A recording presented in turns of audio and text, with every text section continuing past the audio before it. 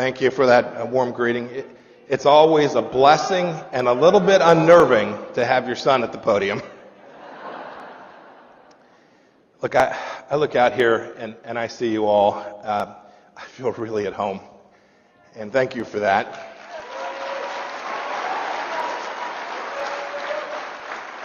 Last year I came here as America's 70th Secretary of State, President Trump's Secretary of State. And before that, I was here as a member of Congress from South Central Kansas. Yeah, go Kansas.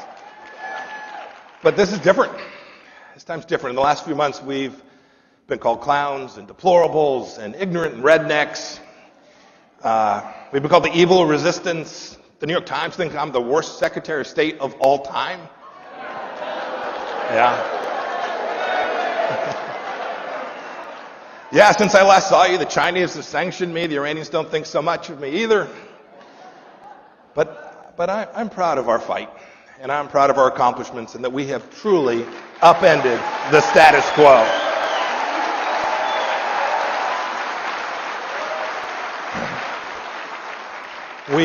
We've demonstrated enormous resistance to socialism, to the woke cancel culture. I'll talk some about that.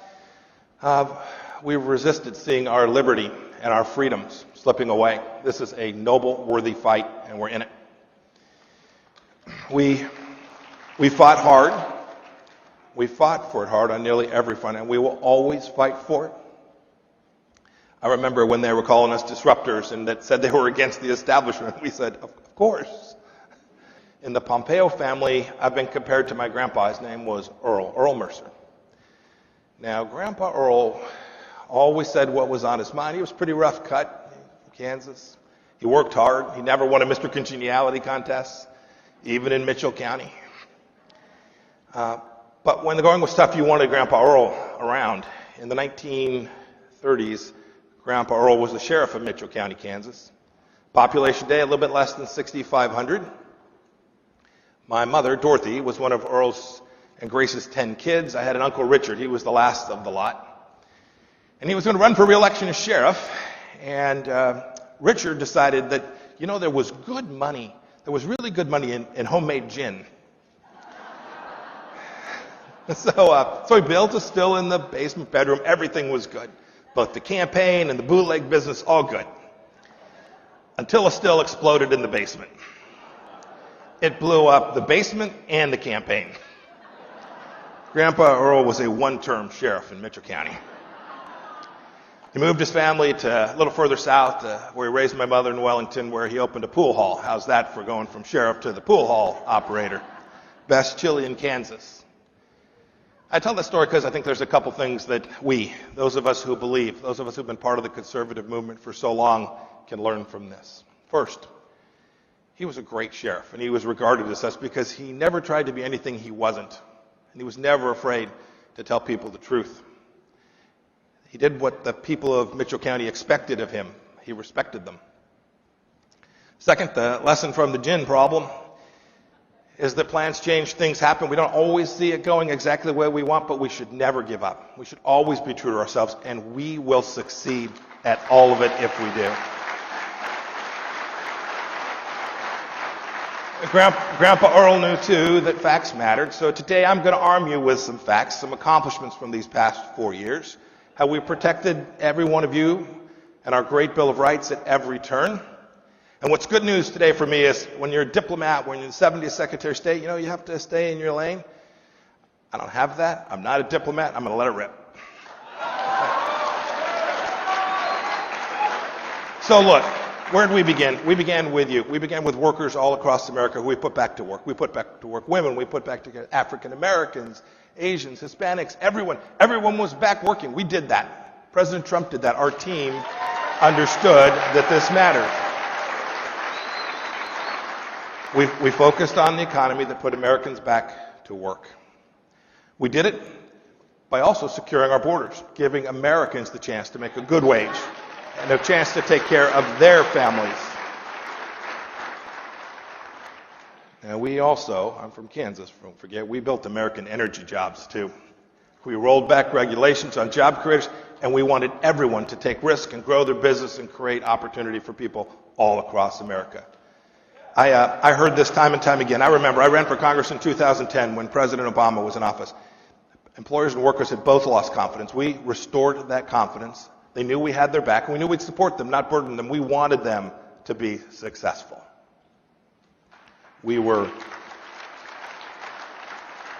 The hallmark of our work here in America was that we were bold and fearless. And when I hear Democrats pretend they care about jobs in America. But before the seats were warm in the Oval Office, they destroyed 10,000 jobs in a pipeline. And I see too my predecessor's predecessor, green geek John Kerry. Right, he thinks these folks are all going to go make solar panels. I'll tell you what, you ask the good people of Midland, Texas, Oklahoma, or Kansas, or South Dakota, or Pennsylvania, you think petroleum engineers and rig hands are going to go out and make solar panels? No, and you can bet this too, those cheap Chinese solar panels will start flooding into America like you have not seen. And this won't be good for the United States of America. Now don't get me wrong, sometimes we get accused say we don't care about the environment, we create jobs that destroy the environment. That's just not true. We didn't do it. We didn't protect the environment on the backs of American workers. There were more job openings than people looking for work for much of these past 4 years. It was an amazing accomplishment.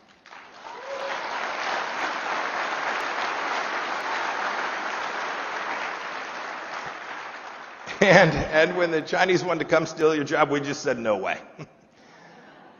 40 years, bipartisan, Democrat and Republican, 40 years of failure. Letting made in China crush us was going to stop. We demanded fair and reciprocal trade. Never forget too, China depends more for us than we do on them. President Trump understood that, our foreign policy understood that, and we protected the American worker from the Chinese Communist Party's predation on us here in America.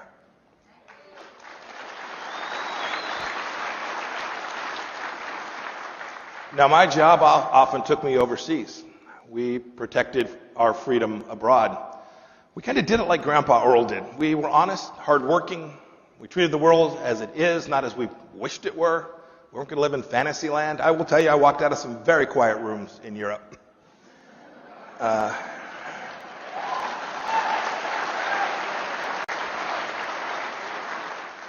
sent messages repeatedly to bad guys around the world that if you touch an American, you'll pay dearly. Now we all know that strength deters bad guys. Weakness begets war. And we want to stay out of wars. And we did. I was with the president so many trips, and he would tell his counterparts across the world, he would say, look, I'm going to put America first as the president of the United States, and I expect you will put your country and your people first. And we'll work together and accomplish this for both of our countries, and we did that. You know, America first is right for America. It's right for each of us. America first secures our freedom, and the entire world benefits when America is fearless and bold and strong. I remember, too, President Trump sent me to Pyongyang when I was a CIA director to meet with Chairman Kim to prepare for the historic summit that was ultimately held in Singapore. You all remember this. We threatened fire and fury. We threatened fire and fury not to go to war, but to deter it, and deter it we did. You know, since those two summits, one in Singapore, one in Hanoi, the North Koreans haven't tested a long-range ballistic missile, and they haven't tested their nuclear weapons. Exactly 0 tests have been conducted. That's real foreign policy.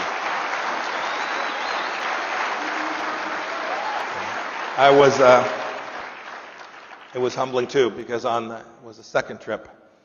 I had the chance to bring home American hostages from Pyongyang, 3 men at 3 o'clock in the morning.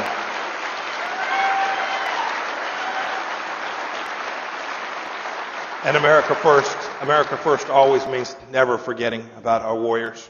There was no greater honor, too, than the fact that we brought back other Americans like Pastor Brunson, who stayed in Turkey, detained wrongfully for just far too long. And we brought back so many remains of our fallen in Korea as well. This was amazing and right, and America first. America first takes real courage, takes a Secretary of State willing to walk into a room and tell it like it is, and a president who will have his back. We had that. Speaking of backs, I hear President Biden saying, America's back. Back to what? So, right, back to pallets of cash to the Ayatollah so he can build missiles that threaten us? Back to apologizing when Iranians tell our soldiers and sailors to take to their knees at gunpoint? Back to President Biden killing a pipeline? And we certainly don't want to go back to letting China have trade deals that kill our jobs right here in America. We can't afford it. We can't afford it. It's not the right thing, and we don't have to do it. We must be bold, and we must always put America first.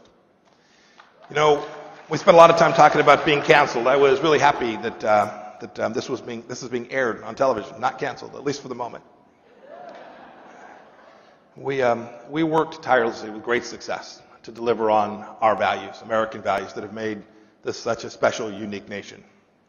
Look, this country was built on what our founders understood and then the Bill of Rights that came behind that Constitution. They built a nation recognizing that our rights come from our Creator and not from any government. Our union becomes more perfect every time we defend our sovereignty and we defend our borders. And I'm proud that we were the most pro-life administration in the history of the United States of America.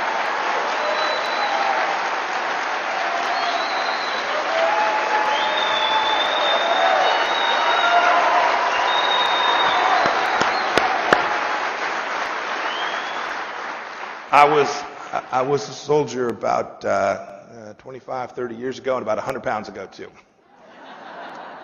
And when I hear Democrats say they want a strong America, I know that they are working to undermine it. Sadly, mark my word, they're going to gut the defense budget that we worked so hard to build. They'll do it to pay for their Green New Deal. It kind of makes me mad, right? They're going to trade Army green for AOC green. That is a bad, bad trade. And as I said before, our young men and women, we don't want to put them in harm's way. We don't want them to go to war, but when we're weak at home, when we don't stand up for our military, the risk of war increases when deterrence fades. We cannot let that happen. They want to defund the police while they barricade the Capitol. This is backwards. And canceling our freedom to assemble peacefully while censoring our communications online is completely antithetical to what our founders understood about America. You know, it reminds me, when I headed off to West Point, my parents couldn't afford to fly to New York. I grew up in Southern California. So they left me at the airport. My mother was happy and all kinds of feelings. My mother was a cigarette-smoking high school graduate who was the most decent and toughest woman I've ever met. She said, Mike, she pulled me aside. I think she didn't want my dad to hear this. She said, Michael, I know you're a grinder. Don't ever let them wear you down. Wear them down. I've never forgotten what my mom told me that day. We'll all remember it. Keep grinding, keep championing American values. One more story. The smartest, best CIA officer that I ever came to know. He worked closely with me as a former Air Force Special Operations officer. I'd ask him about someone who was working on our team, and I'd say, what do you think of him, or what do you think of her? And he'd say, love that guy, pipe hitter. You know what he meant? He meant that person got stuff done. They were a grinder. They kept banging away. You all know these 4 years are going to test us. I need each of you to be a pipe hitter. Get stuff done. Keep grinding. Be a pipe hitter. Be a pipe hitter at church. Right? Be a pipe hitter at church. Be a pipe hitter at your PTA meeting. Don't let them bring crazy into your classrooms. Be a pipe hitter at your VFW. Lead the team to continue to support our military warriors. Be a pipe hitter. Be a pipe hitter when they tell you they're closing the mine or the factory because of some green vision. Keep it open. President Reagan, a real pipe hitter. President Reagan got stuff done, and he once said, if we lose freedom here, There is no place to escape. This is the last stand on earth. I saw that. I saw that as your Secretary of State as I traveled all around the world. And I am confident that he was right. I am confident that the American star will shine across the heavens so long as we keep a proper understanding of our God-given rights at the center of who we are, and we keep up our quest to secure our freedom for our own people and for all of mankind. I'll be with you in the fight. God bless you, and may God bless the United States of America. Thank you.